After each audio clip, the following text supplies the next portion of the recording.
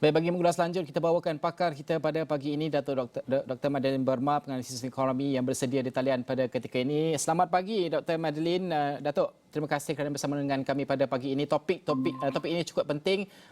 Banyak kali kita bincangkan sebelum ini, masyarakat kita menuju ke masyarakat yang semakin menua di Malaysia ini. Persediaan harus dilaksanakan, safety net dan sebagainya untuk memastikan jaringan sosial dan juga keselamatan ini disediakan khususnya untuk mereka dan juga golongan muda bersiap sedia. Ini salah satu inisiatif lagi. iLindung diperkenalkan, keluarkan wang daripada akaun 2 untuk beli premium insurance, takaful dan sebagainya. Pandangan Datuk sendiri melihat kepada inisiatif ini, adakah ini bersesuaian dalam tempoh ketika ini dan melihat menjangkaui masa yang lebih panjang ke hadapan, Datuk? Terima kasih kerana menjemput saya. Bila saya mendengar pelancaran program ini yang dikeluarkan oleh semalam tadi kalau kita tengok berita ni, itu sesuatu yang amat menarik bagi saya sebab satu yang pertama saya ni memang dah warga emas, memang sangat bersesuaian dengan orang seperti saya.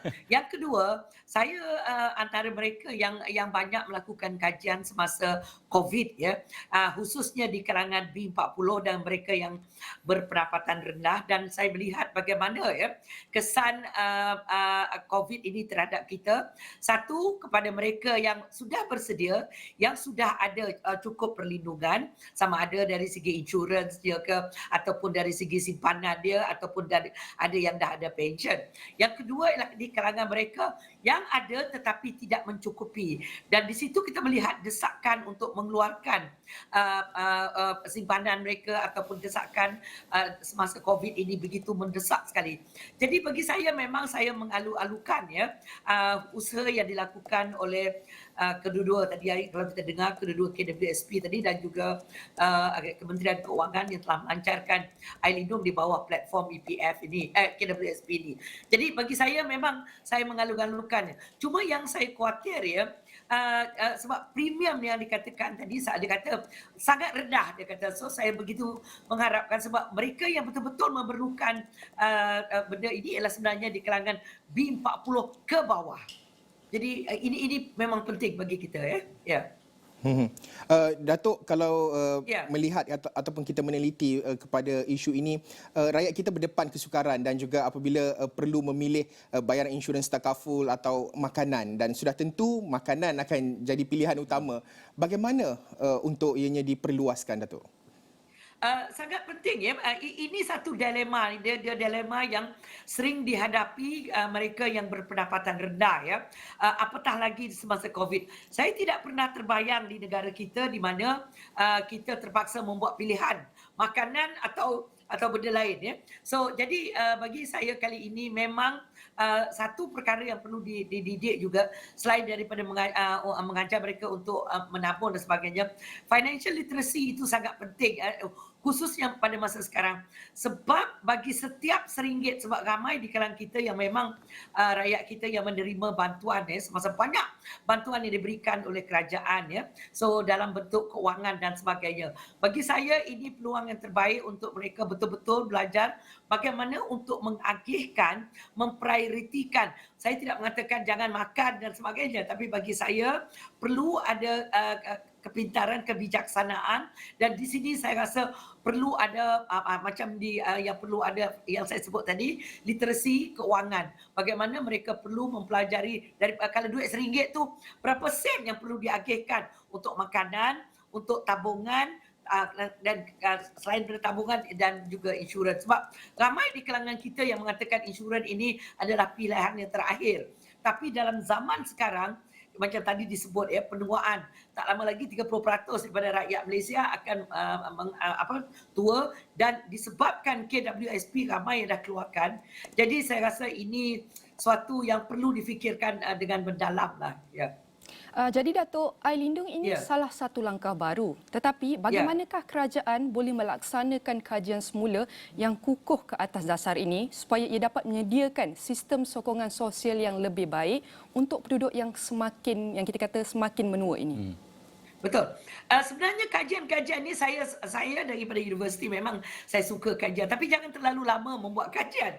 Sebab kalau kita lihat ya, banyak pelajar-pelajar universiti ataupun yang mereka sedang buat PhD, juga di UPM kita ada ya Institut Penuaan, gerontologi dan sebagainya. Benda ni sudah ada. Jadi bagi saya sekarang ialah waktu untuk kita menggarap semua hasil kajian ini, dan yang penting sekarang ialah bagaimana kita nak mendidik rakyat kita ni. Kajian bagi saya dah tak ada masalah sangat, dah banyak dah kajian.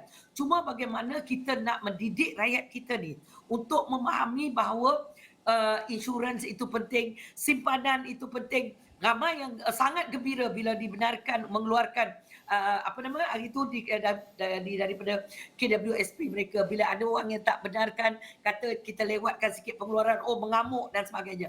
Tapi kita kena sedar ya bahawa isu ni ialah isu bukan masa sekarang tapi di masa hadapan. Jadi kita kena pandai macam mana kita perlu mengurus kewangan kita pada hari ini untuk menyediakan kita pada masa hadapan. Sebab ramai juga pegawai-pegawai kerajaan yang dikatakan muflis selepas mereka bersara. Ini yang sangat dikhawatiri ini. Okey.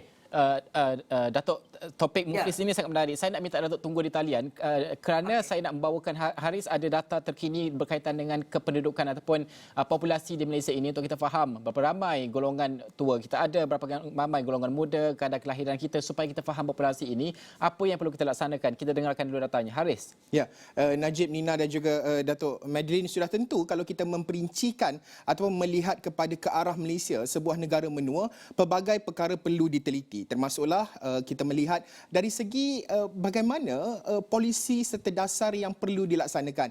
Jadi data serta angka berkenaan dengan mengarah ke negara menua ini perlu kita teliti, di mana jika boleh saya kongsikan di sini, kita perincikan, iaitu di mana dari segi fakta penduduk ataupun secara keseluruhannya terlebih dahulu di Malaysia, kalau kita lihat dari segi jumlah penduduk 32.4 juta dengan pertambahan penduduk dianggarkan setiap tahun sekitar 496,000 atau hampir 500,000 penduduk bertambah setiap tahun, di mana penduduk tertinggi direkodkan di Selangor dengan 7 juta penduduk, dan penduduk terendah direkodkan di wilayah Persekutuan Labuan 95.1 ribu, dan lebih kurang dalam 95 ribu. Majoriti agama di Malaysia 63.5% adalah Islam. Tetapi bagaimana pula kalau kita nak bandingkan di peringkat antarabangsa, di peringkat global, kalau kita nak telitikan kepada perkara ini, dari secara keseluruhan terdapat 7.8 bilion dengan pertambahan penduduk dianggarkan 83 juta.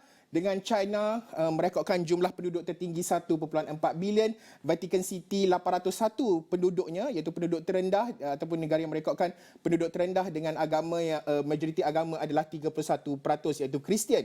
Ini merupakan angka secara umumnya terlebih dahulu. Tapi kalau kita nak telitikan perkara ataupun perincian yang lain apabila kita bercakap berkenaan dengan negara menua ini adalah dari segi penuaan. 65 tahun kalau kita nak bandingkan, di Malaysia terdapat 68% berumur 65 tahun dan ke atas, tetapi di peringkat global 9.3%.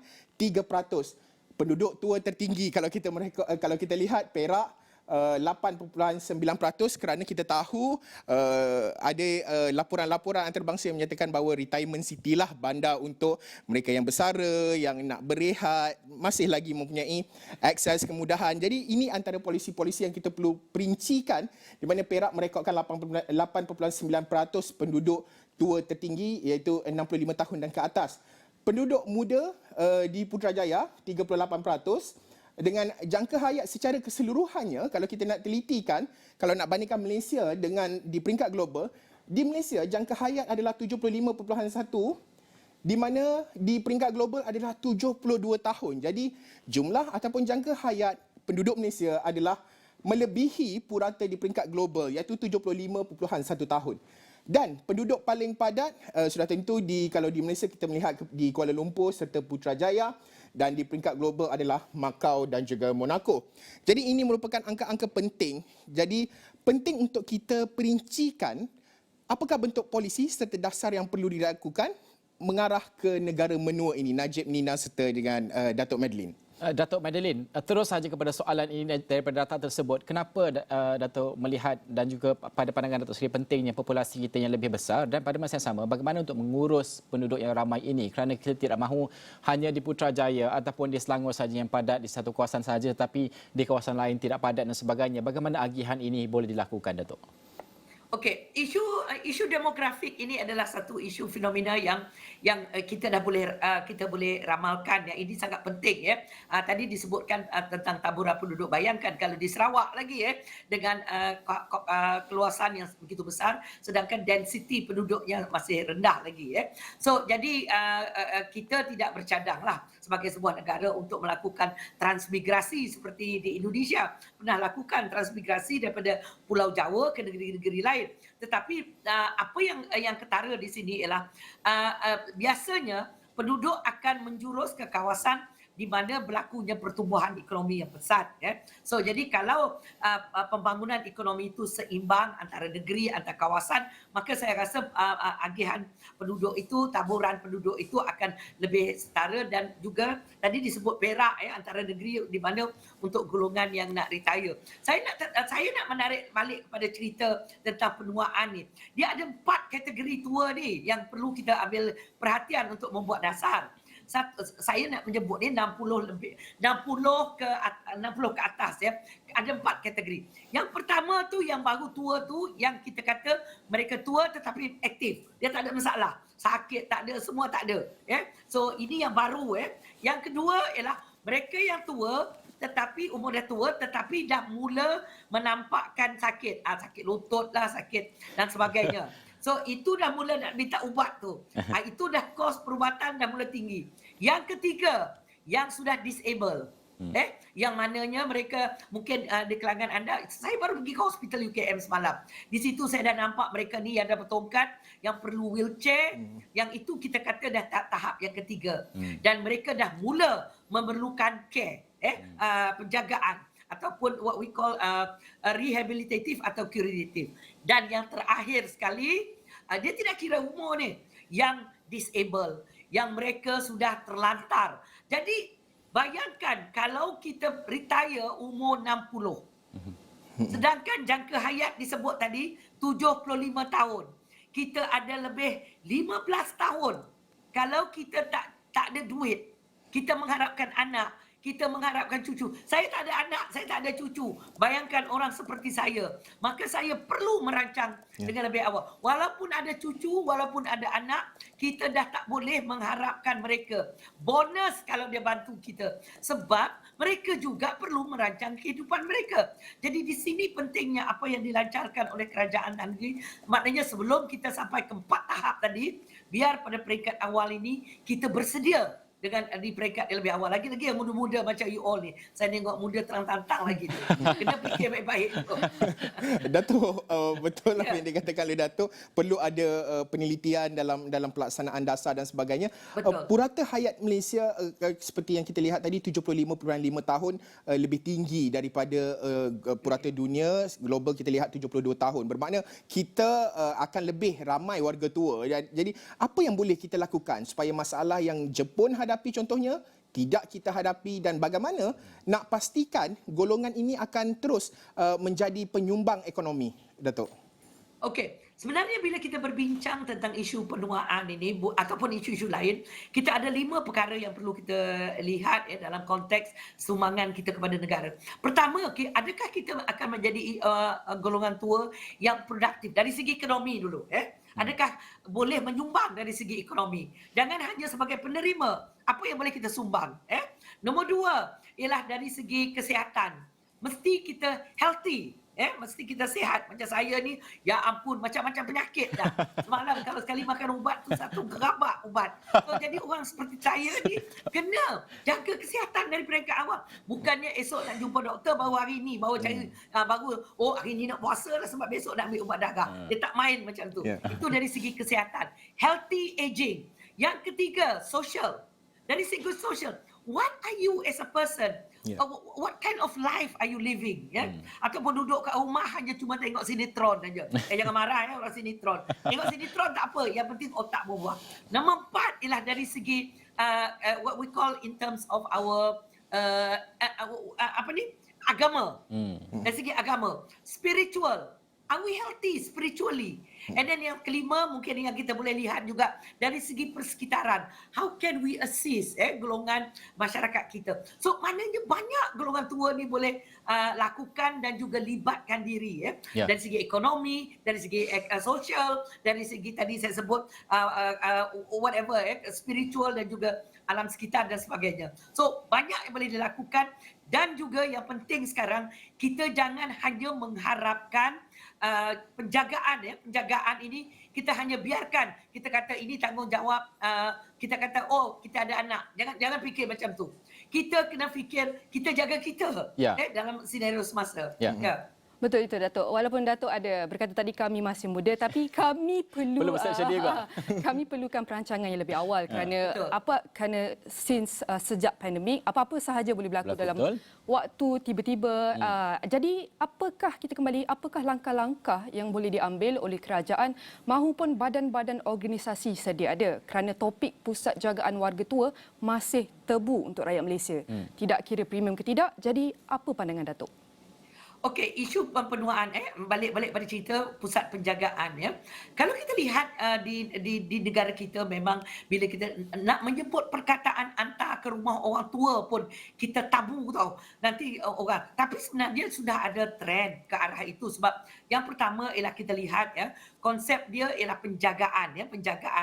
So penjagaan di sini maksudnya care. Dan care ni dia ada satu ialah health dan satu ialah care biasa Dan yang penting ialah kerajaan perlu juga menyokong memberi insentif dari segi bagaimana untuk private sektor swasta kalau mereka ingin melakukan ataupun mewujudkan apakah jenis-jenis insentif yang boleh diberikan. Bagi saya lebih cenderung kepada home care dan community care. Maknanya home care ini bagaimana kerajaan boleh juga membantu isi rumah macam anda sekarang. Anda orang muda tetapi perlu menjaga sebab you are the sandwich generation yang perlu menjaga mak lah, perlu menjaga bapa dan perlu juga menjaga anak. So jadi bantuan ini bukan hanya memikirkan kepada mereka penjagaan anak saja tetapi sekarang apakah bantuan yang boleh diberi atau sokongan yang boleh diberikan kepada community, yang boleh diberikan kepada keluarga untuk membolehkan mereka melakukan penjagaan ini tanpa mereka paksa menghantar mak bapak mereka ke rumah orang tua untuk penjagaan ataupun menghantar ataupun membiarkan orang tua begitu saja. Itu yang kita takut. Negara kita mengharapkan arah itu hanya disebabkan kita tidak ada dasar yang baik. So kerajaan kena fikirkan dengan baik. Satu dari segi apa yang katakan tadi ialah of course government punya penjagaan yang memang yang diwujudkan oleh kerajaan. Yang kedua saya lebih suka mereka menyokonglah apa yang dibantukan oleh sama ada private sector. Yang ketiga ialah NGO, community dan household itu sendiri. Itu yang banyak belum saya rasa kerajaan belum sangat memberi perhatian. Kalau ada pun saya nak lihat lebih banyak lagi. Community care for example. Ya. Saya duduk di Bandar Baru Bangi. Macam contoh orang Islam mungkin boleh dia ada masjid dia yang boleh membantu. Tapi kalau macam saya bukan orang Islam, di mana patut saya pergi? Saya nak pergi church dekat Bandar Baru Bangi tak ada church. Tadi community care is very very important di mana pusat masyarakat yang boleh kita ni kan multi etnik pusat masyarakat. So mana benda ini perlu dipikirkan. Tapi jangan hanya biarkan kerajaan aja berfikir. Kita rakyat yang dah pendidikan kita tinggi. Kalau macam kawasan saya di kawasan Bandar Baru Bangi ni, kawasan memang orang yang cerdik pandai semua di sini. Sebab mereka dekat dengan universiti, dekat dengan pusat penyelidikan. Jadi kita memikirkan tentang keperluan masyarakat kita sendiri. Tidak perlulah tunggu kerajaan keluarkan dasar lah. Banyak lagi urusan kerajaan lah. Tapi kalau kerajaan nak bantu tu dari segi insentif, bagi saya it's really something that we should look forward to.